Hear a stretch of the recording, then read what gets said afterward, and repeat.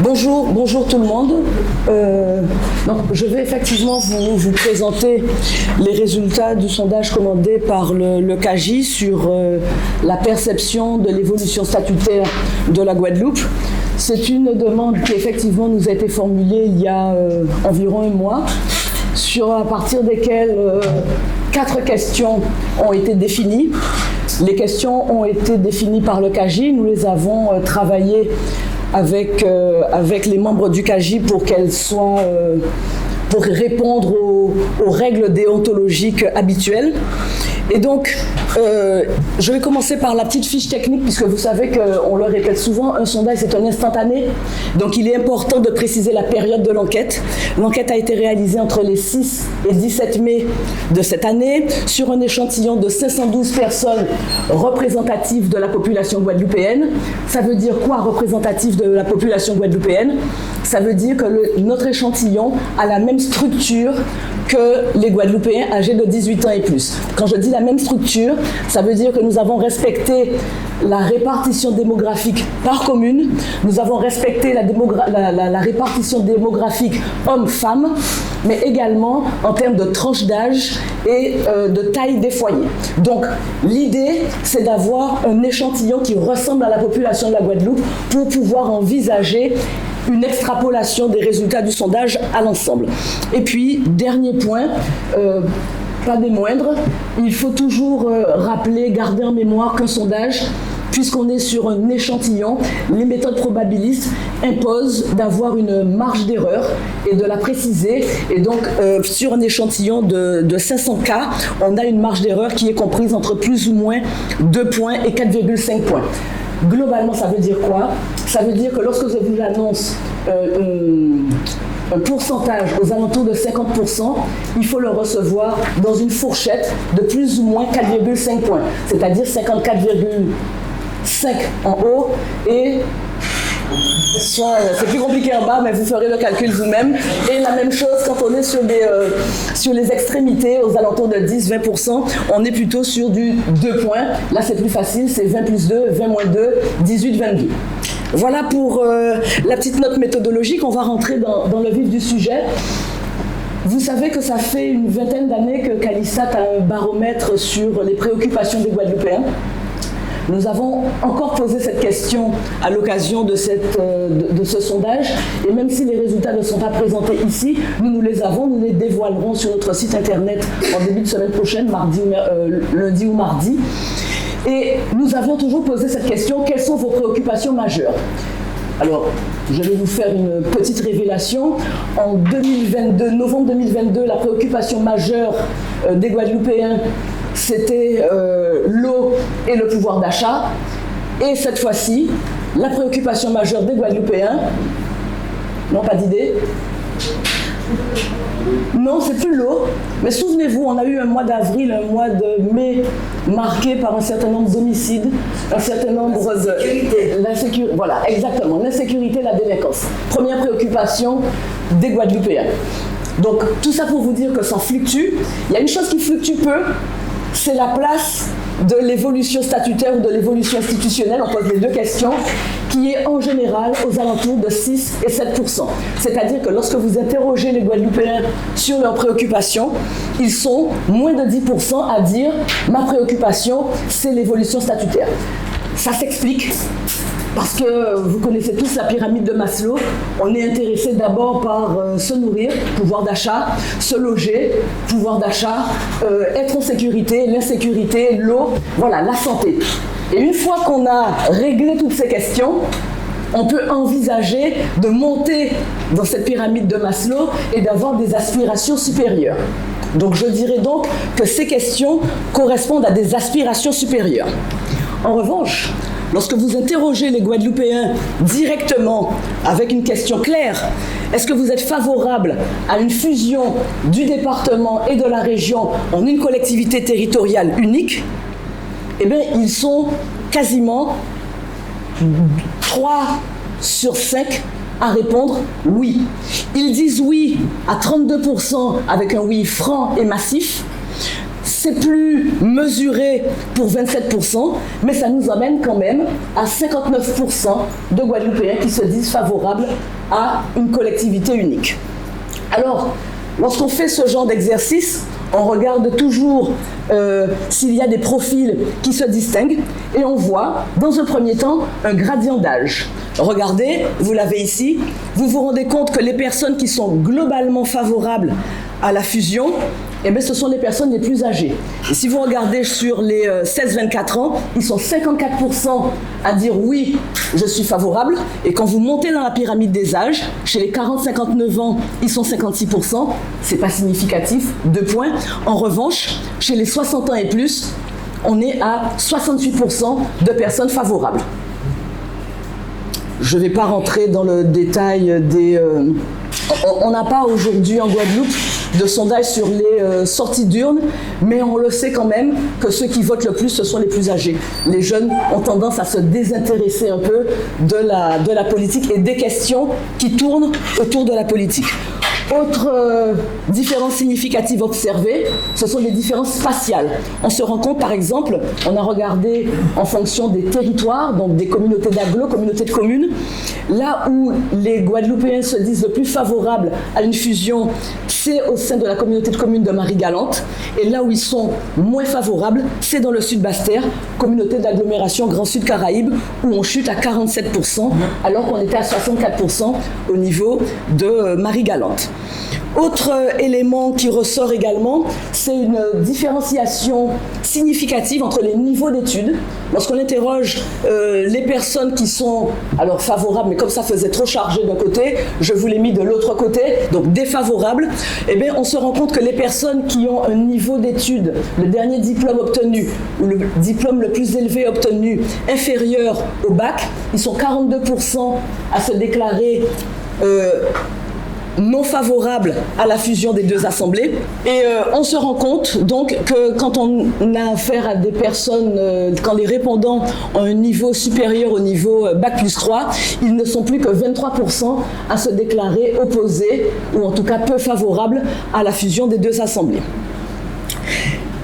Les 59% de personnes favorables, on les a interrogés ensuite sur d'autres thèmes. Une question, en cas de fusion, puisqu'ils sont favorables, est-ce que vous seriez plutôt pour une réduction du nombre d'élus ou le maintien des 83 élus tels qu'aujourd'hui ?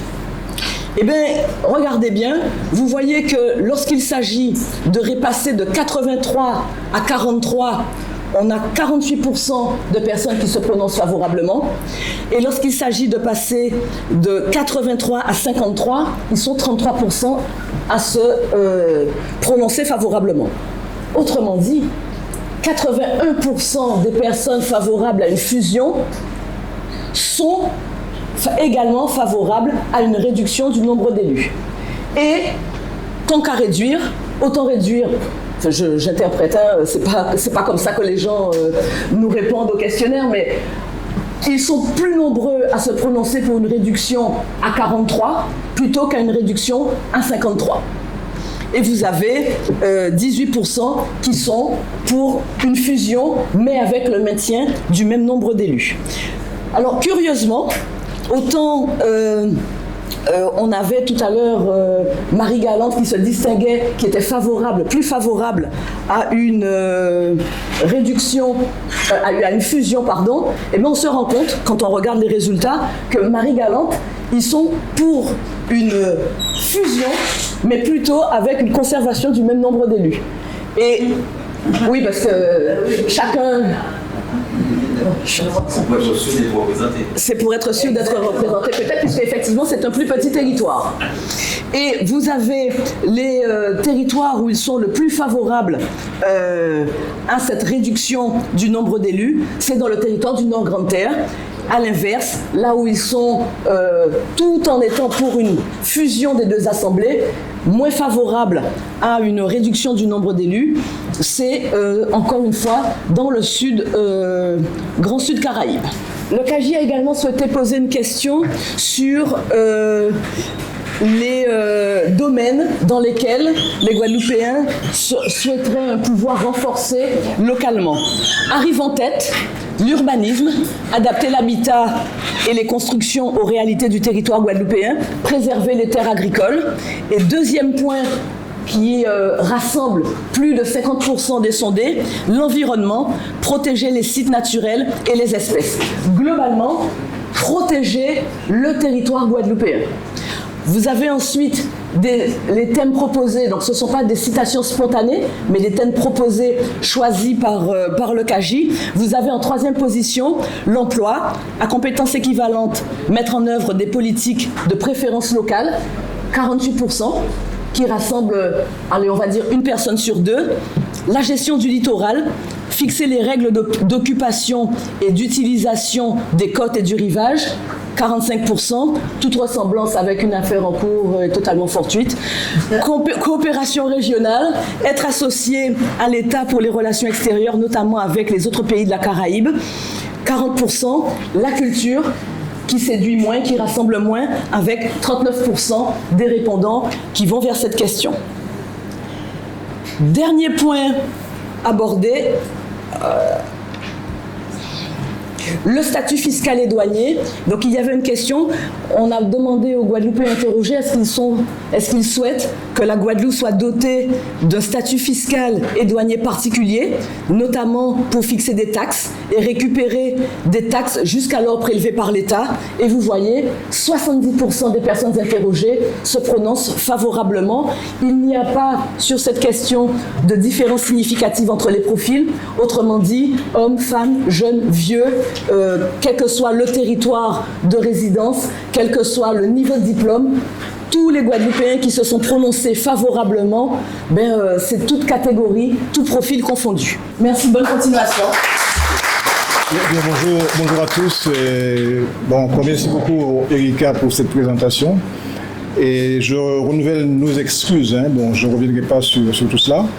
Alors après cette présentation et cette analyse statistique des résultats du sondage, il convient maintenant d'esquisser quelques commentaires sur la portée politique de ce sondage.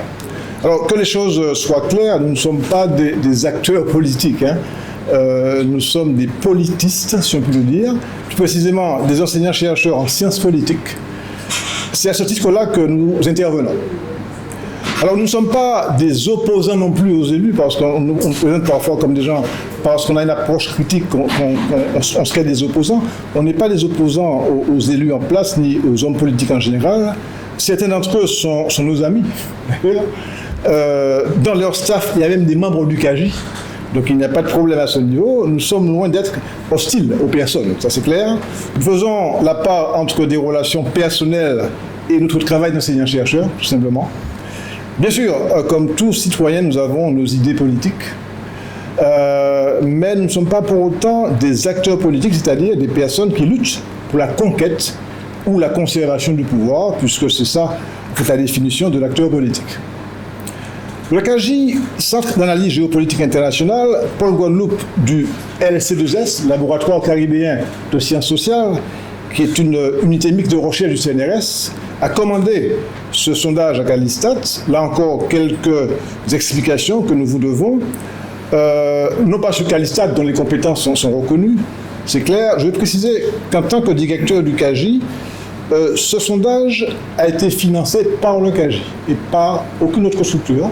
Alors, j'ai cru comprendre dans certaines allusions qu'on était l'avant la préparation en thé du Congrès. Non, il n'y a pas de lien organique entre le Congrès et nous. Il y a un lien entre le Congrès du 7 et nous. C'est-à-dire qu'on a anticipé ce qui va se faire, c'est clair, mais il n'y a pas de lien organique entre les deux. Alors maintenant, que déduire de ces résultats? Quelle peut être leur portée politique?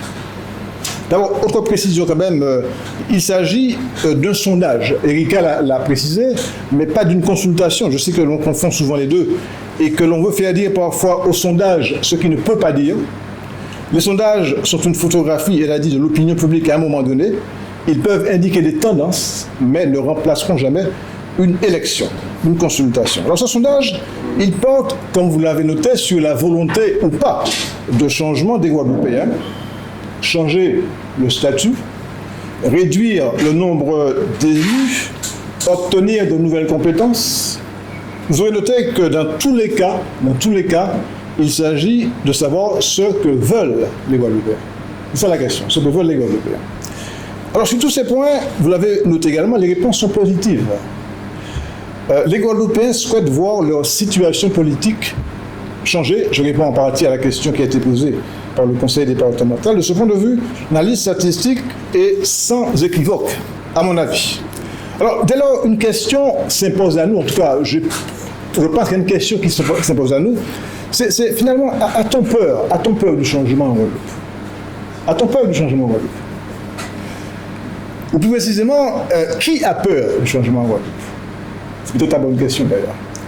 La question se pose parce qu'elle est souvent avancée par nos élus parfois, et même par nous, universitaires, pour expliquer finalement, justifier une espèce de léthargie guadeloupéenne. Moi-même, j'ai écrit un texte, Le paradoxe guadeloupéen, où je me posais des questions sur la contestation politique de Guadeloupe et le conservatisme politique de la Guadeloupe. Donc la question reste posée, mais n'empêche que ce sondage vient apporter quand même de nouveaux éclairages sur ces sujets-là. L'intérêt de ce sondage est de nous éclairer sur cette première question, la peur du changement, que j'aborderai. Il y a une seconde question qui est peut-être encore plus importante, sur laquelle le sondage est particulièrement instructif, notamment pour nos élus qui se réunissent, le Congrès, et le 7 juin, c'est que veulent les Guadeloupéens. C'est une question qui sera abordée par Julien Méguillon. Alors, qui a peur du changement? À la lecture des réponses aux deux premières questions du sondage, ne faut-il pas désormais relativiser, voire réviser cette idée selon laquelle on a peur du changement en Guadeloupe? En réalité, il faut se poser peut-être les bonnes questions. En fait, qui a peur? Qui a peur? Qui a peur de quoi et qui fait peur? Ces questions doivent se poser. Qui a peur? Il n'est pas sûr, comme on l'a vu, que la population soit la plus effrayée par le changement. Pourquoi aurait-elle peur, finalement? Ce matin, j'écoutais Erika dans son intervention. Elle disait que d'autres autour de la Guadeloupe changent. La Martinique a changé de statut, la Guyane a changé de statut, et si on ne voit pas encore d'effets très significatifs du changement, ces pays n'ont pas régressé depuis le changement. On pourrait même dire que sur certains points, on voit des effets du changement. Plus que jamais, les Martiniquais affirment leur identité. Ils sont dotés d'un centre de pouvoir, pas deux. Et ils font monter leur drapeau, ils cherchent leur hymne, revendiquent en cœur l'officialisation de la langue créole à côté du français. Alors c'est peut-être pas suffisant, mais c'est déjà ça. Ils sont plus réactifs en matière de coopération régionale. Et donc, après avoir réduit le millefeuille en faisant la fusion du département et de la région. Alors quant à la Guyane, ça va encore plus loin. Je ne sais pas si l'État et le peuple guyanais vont suivre les élus. Ce que l'on voit, c'est une classe politique consensuelle, parfois unanime, dans les choix fondamentaux sur le statut et sur le développement du pays. Alors peut-être que c'est ça qu'on appelle le sens du pays. En tout cas, c'est ici que c'est né. En tout cas, c'est ici qu'on en parle. Alors bien sûr, il n'est pas question de faire de la Martinique et de la Guyane des exemples, on l'a déjà dit. Il faut le répéter. Mais c'est difficile quand même d'ignorer ces expériences à côté. Au moment où en Guadeloupe sera réuni bientôt un congrès des élus où l'on parlera de changement. On ne peut pas occulter les réalités martiniquaises et guyanaises. Alors la première question porte sur la fusion du département et de la région. Bon, là rapidement, je ne vais pas répéter ce qu'a dit Erika Méguillon. Autrement dit, la collectivité unique. Alors nous, on n'emploie pas le mot collectivité unique dans le sondage. Vous avez noté qu'on a parlé d'assemblée unique à un moment, collectivité unique, mais finalement la fusion, c'est ça, la fusion des deux départements et régions, ça renvoie à la collectivité unique. Alors, à l'évidence, cet aspect du changement statutaire ne fait pas peur, ou ne fait plus peur. Je pense qu'André Jean a raison, il faut voir les choses dans la perspective, quoi, dans la durée. Et alors, c'est pas encore chose curieuse, ces résultats du sondage, près de 60% favorables à la fusion, ce n'est pas un effet de génération. Je pense que Erika l'a montré. Ce ne sont pas les plus jeunes qui sont les plus fervents partisans de cette fusion. C'est vrai qu'il y a une majorité absolue des jeunes, toutes classes confondues, qui sont favorables à la fusion, mais ce sont les 60 ans et plus, comme elle a dit, qui disent oui massivement à ce changement. La collectivité unique existe ailleurs, Guyane, Martinique, mais attention, elle a déjà existé en Guadeloupe, la collectivité unique. C'est pas nouveau. Entre 1946 et 1982, il y avait une collectivité unique en Guadeloupe. C'était le département, c'est le nom. L'Assemblée départementale, c'était une collectivité unique, on n'avait pas mort depuis. Alors, c'est ça qu'il faut dire. Avec l'ajout d'une région sur le territoire, jusque-là départementalisée, le nombre d'élus a plus que doublé en Guadeloupe, sans une augmentation équivalente au corrélatif de la population. La population n'a pas bougé, au contraire. On a le sentiment que la population diminue. Et le nombre d'élus augmente. Il y a un problème. Il y a un problème. Il faut se demander si on a besoin de 83 élus siégeant dans 2 assemblées sur le même territoire. Il faut se poser la question. La question a été posée. La réponse est sans appel, non. Non. La réponse est sans appel, non. À 81%. Avec une fusion souhaitée de ces 2 collectivités par les sondés et une réduction consécutive du nombre d'élus, souhaitée également par les sondés, il y a une quarantaine de places qui seront supprimées dans ce cas-là. C'est important de le dire, ça. Cette perspective n'est pas réjouissante pour tout le monde, parce qu'il n'y aura pas de place pour tout le monde. Ça, c'est clair. Alors, pour éviter d'ailleurs que ce que je vais dire soit éventuellement mal interprété, attention, je veux préciser que j'ai un profond respect pour les élus. Et je suis sincère. Je suis sincère quand je le dis. Je refuse l'idée selon laquelle les élus sont des incompétents, des pourris. Non, je le dis parce que je suis fils d'élu moi-même. Hein, je le précise au passage. Je suis fils d'élu, je sais de quoi je parle. Les élus sont légitimes et ont été élus par des citoyens qui savaient, a priori, ce qu'ils faisaient en allant voter. Sinon, il faut déplacer le problème. Ce sont les électeurs qu'il faut interpeller. Après tout, nous avons les élus que nous méritons. Ça, je suis clair sur ça. Je ne suis pas un critique, permanent des élus. Non, je respecte les élus et ils sont nécessaires. Alors, pour revenir au résultat du sondage, la tendance est claire. La volonté de réduire le nombre d'élus est nette. 81% souhaitent cette réduction. Erika a donné les chiffres, donc 33% veulent que l'on passe de 83 à 53. 83 à 53, ce qui correspond à 1 ou 2 points près au nombre des conseillers en Martinique, 51, en Guyane, 55. À ces 33%, il faut ajouter les 48% qui veulent qu'il y ait encore moins d'élus, c'est-à-dire 43, ce qui correspond grosso modo à ce que la Guadeloupe a connu quand elle était sous la collectivité unique départementale. Je ne suis pas sûr que les élus partagent cette volonté de réduction de leur nombre. Il est vrai que la question ne leur a jamais été posée. Alors, en attendant que la question leur soit posée, il me semble qu'ils sont les premiers à craindre un changement qui passerait par une réduction de leur nombre. Pour comprendre cette crainte, il faut peut-être s'interroger sur ce qu'est un poste, ce qu'est une fonction d'élu politique. Alors, pour certaines personnes, c'est un emploi, c'est un travail d'être élu. Il y a des élus à temps plein. Il y a des élus qui ont en principe un emploi principal, mais qui passent plus de temps en politique parce que c'est une activité chronophage et parce qu'ils aiment ça aussi. Il faut d'ailleurs reconnaître que l'activité politique est de plus en plus complexe et requiert des aptitudes, parfois des compétences pas nécessairement techniques, pour faire face à ce qui est aujourd'hui un véritable métier. Un véritable métier. La politique est devenue un métier, il faut l'avouer. Quels avantages expliquent alors cet intérêt pour la politique? Le mot d'ordre officiel de la plupart des hommes politiques, c'est « je viens servir » et ne pas me servir. Objectivement, je crois qu'il faut relativiser ce mot d'ordre. Objectivement. Alors, je m'explique, non, vous rigolez, je m'explique. Non. En réalité, même s'ils ne se servent pas, ils sont servis par la politique. Ils sont servis par la politique, parfois indépendamment de leur volonté. Je suis sincère quand je dis ça aussi. Je ne serai pas réducteur, un poste politique. Donc, une position de pouvoir, ce n'est pas une simple affaire matérielle d'indemnité, ce n'est pas une question d'argent. Ça ne se réduit pas à ça. Une position de pouvoir, c'est aussi, et peut-être surtout, un ensemble d'avantages immatériels, non négligeables, que l'on pourrait qualifier de symboliques. De la considération, de la notoriété, du respect, de l'allégeance, un sentiment de supériorité pour certains, ça existe aussi.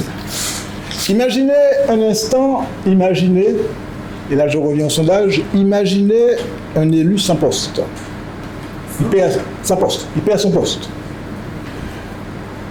Perdre son poste, c'est avant tout perdre ce qui est vécu comme une perte de pouvoir. Ce n'est pas nécessairement perdre de l'argent. Ce n'est pas perdre de l'argent nécessairement.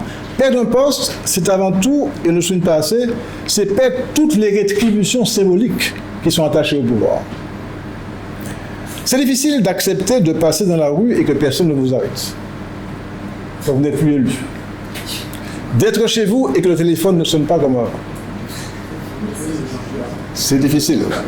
C'est presque insupportable quand on ne vous demande plus rien. Mais que surtout vous n'avez rien à donner. C'est encore plus dur. Alors, ceux qui ont été élus ou qui ont des parents qui l'ont été comprennent ce que je veux dire. Perdre son poste, c'est le plus souvent une descente progressive dans l'indifférence des autres. C'est ça. De nombreux élus redoutent cette perspective parce qu'ils sont persuadés d'avoir à perdre du changement, même s'ils ne l'avouent pas. Alors, je ne dis pas que c'est la seule explication, bien sûr, à la résistance des élus à s'engager clairement dans un processus d'évolution statutaire. Mais vous aurez noté qu'aucun débat sur le changement, aucun débat n'évoque clairement la réduction du nombre d'élus. On n'en parle pas. On n'en parle pas. C'est vrai. Alors, qui a peur? Qui fait peur? Qui fait peur? Et il semble que les deux soient liés. Les deux sont liés. Ce sont bien souvent ceux qui ont peur qui cherchent à effrayer la population. Alors, la volonté de changement, elle concerne aussi les compétences. Ça sera la question abordée par Julien Méguignon. Encore quelques secondes pour dire que, par exemple, 70% des personnes, comme l'a dit Erika, sont favorables à un statut fiscal spécifique. J'avoue que c'est une surprise à mes yeux. Une surprise, un tel choix nous introduit à un statut qui ne relève pas du droit commun. C'est pas le droit commun, ça. Autrement dit, sans vraiment le dire, on n'a pas peur de sortir du droit commun. Si cela correspond aux intérêts de la Guadeloupe. C'est ça, les intérêts de la Guadeloupe. Je crois que c'est ça qui, maintenant, doit être mis en avant.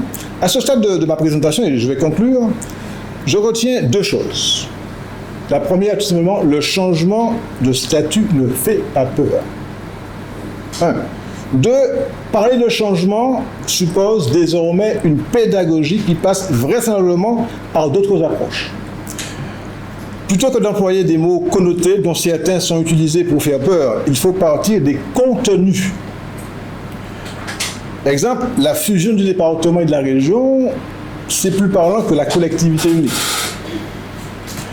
Expliquer ce qu'est un statut fiscal et ses avantages pour le territoire semble plus préférable à l'autonomie fiscale.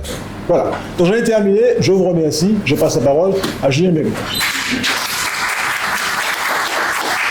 Bonjour à tout le monde, bonjour à ceux qui sont présents dans cette salle, bonjour à ceux aussi qui nous suivent par le biais de la page du Zoom.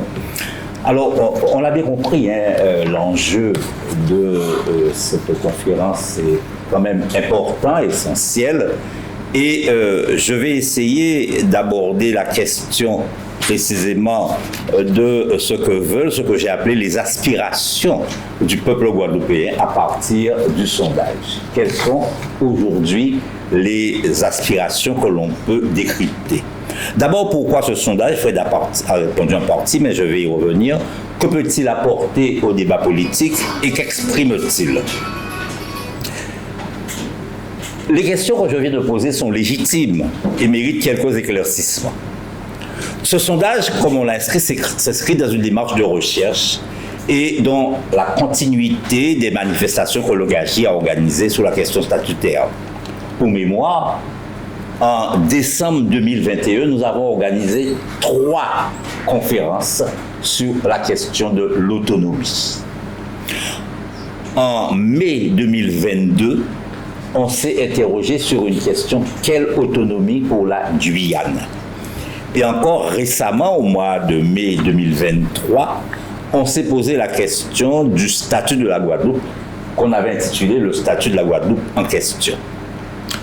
Donc, dans ces différentes rencontres, nous avons entendu la parole des politiques, la parole des experts. Or, la question statutaire met en présence apparemment 3 acteurs majeurs. L'État, qui encadre tout processus de transformation politique, et premier acteur.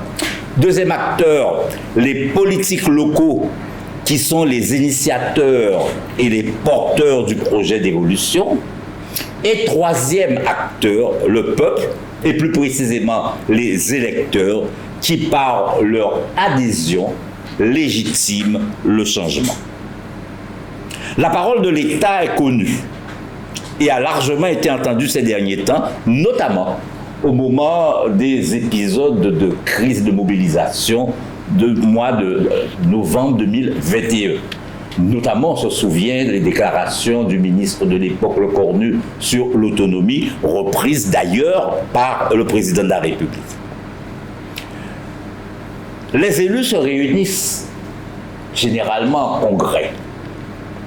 Ils seront réunis la semaine prochaine, le 7, et donneront certainement un point de vue sur la question, après la précédente réunion qui date, je le rappelle, de décembre 2019.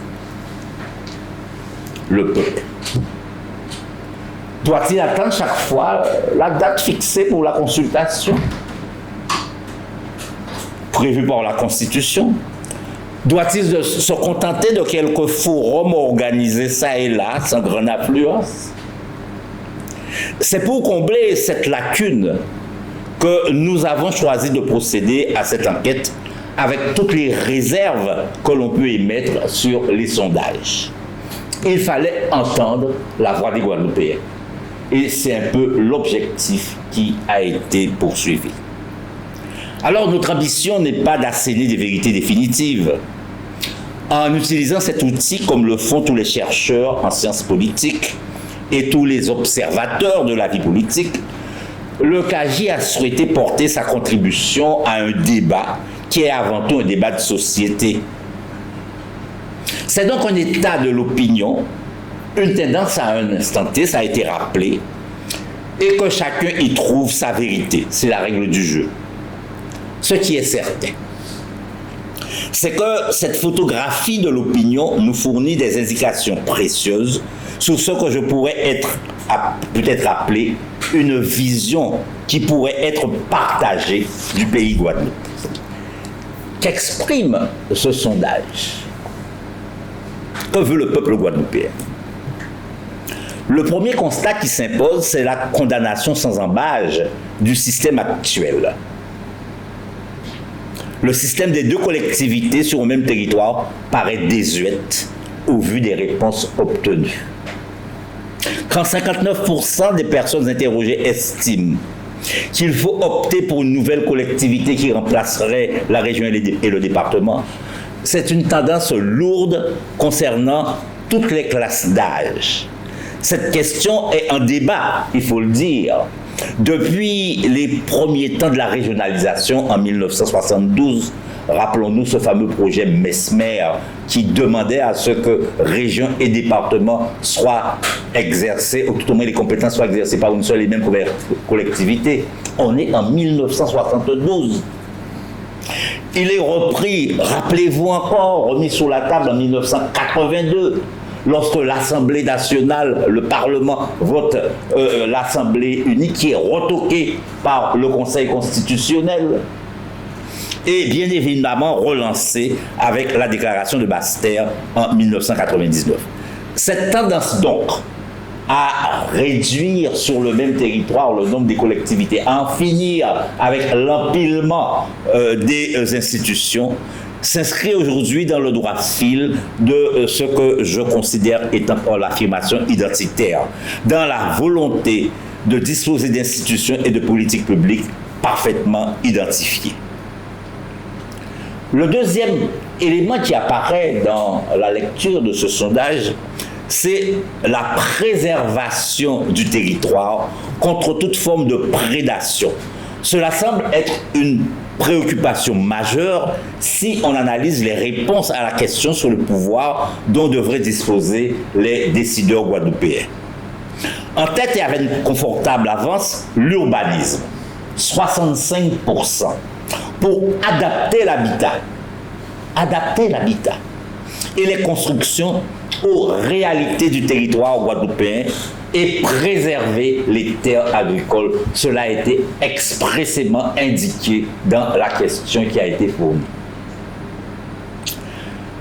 Plus intéressant, évidemment, cela en dit long sur la nécessité de prendre en considération nos habitudes, nos traditions dans l'habitat, mais aussi la sécurité des biens et des personnes.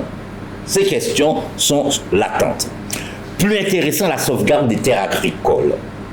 Ce qui fait résonance au cri d'alarme lancé par les promoteurs de la souveraineté alimentaire qui voient se réduire comme une peau de chagrin les terres agricoles chaque année. Cette réponse est en adéquation avec plusieurs mouvements de société qui concernent le foisonnement des marchés et une nette appétence pour le consommer guadeloupéen. Deuxième item, maîtriser l'environnement. Protéger les sites naturels et les espèces pourrait relever de la même problématique. C'est très certainement la prise de conscience qu'une part importante de la richesse du territoire guadeloupéen est aujourd'hui en danger. Avec 55% d'opinion favorable à ce que la collectivité détienne les rênes de cet enjeu, comment ne pas y voir transparaître les signes de ce que j'appelle l'appropriation appartenance territoriale et de l'affirmation identitaire d'autre part. Il faut certainement y ajouter les préoccupations relatives au changement climatique et à la mise en péril d'une grande partie de la biodiversité.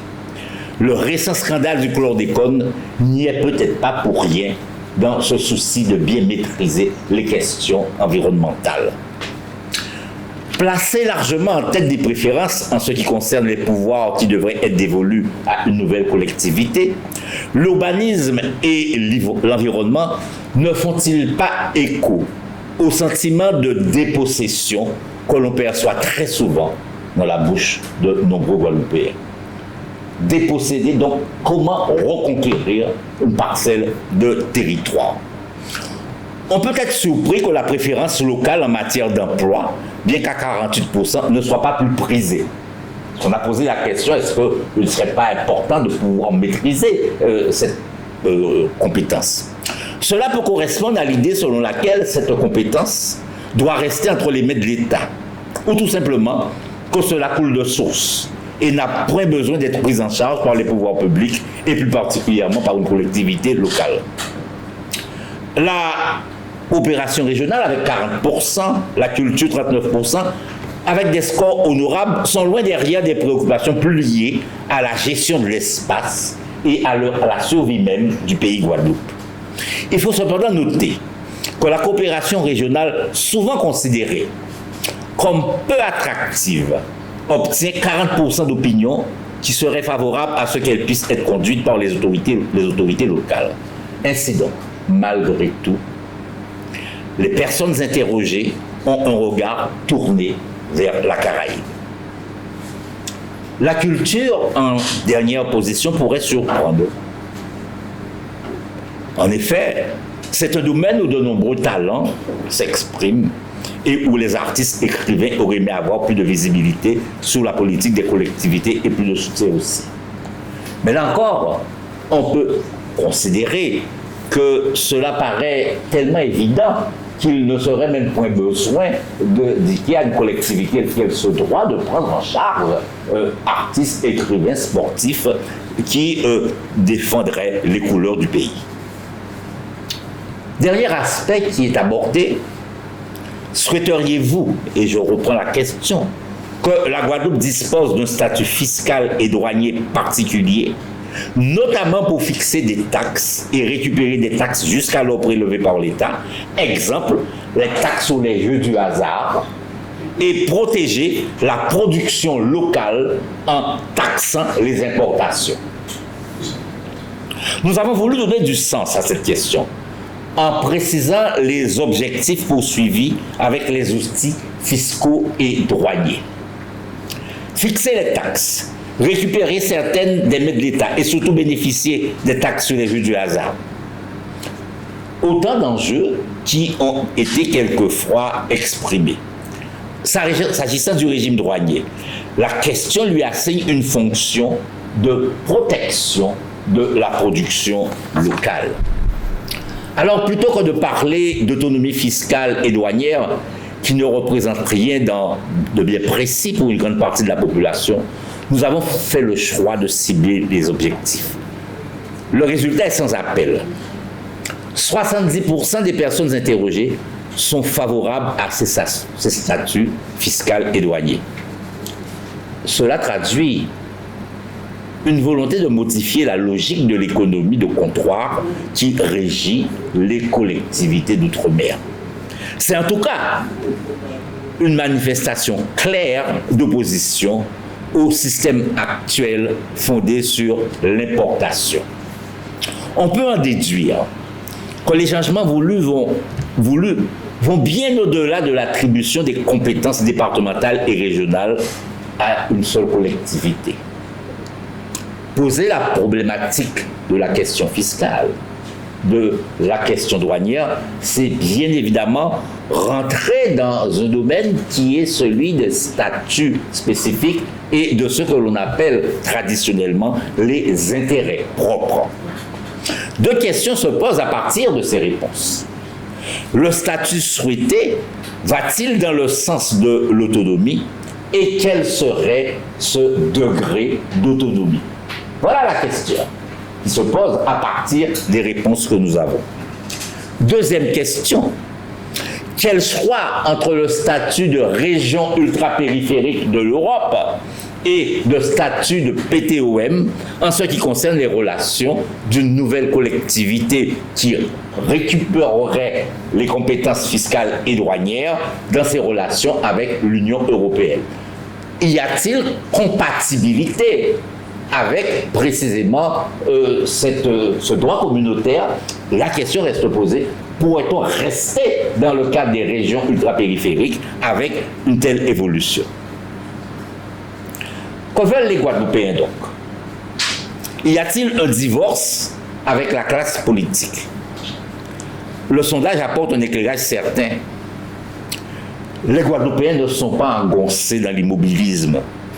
Dans une large mesure, ils apprécient l'échec. Ils rejettent l'échec du système actuel et des politiques publiques.